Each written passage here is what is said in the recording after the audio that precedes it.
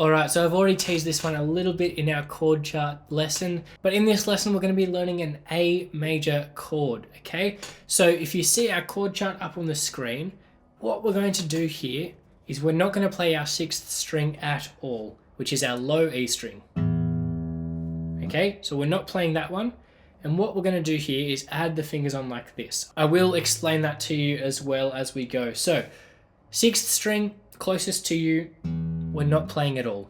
Then we've got our open 5th string. You see that circle above it means open 5th string.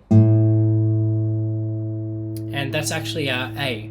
So A for the A major. Then on our 4th string, which is our D, we've got our 2nd fret with the 2nd finger. So remember 1, 2, that's the middle finger. Add your middle finger onto the 2nd fret of the D string.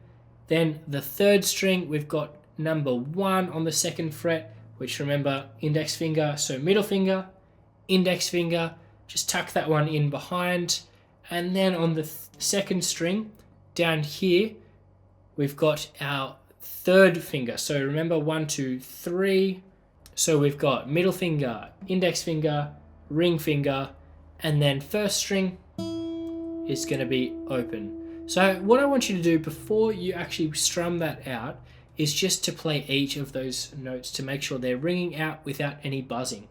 So 5th string, 4th string, 3rd string, 2nd string, 1st string.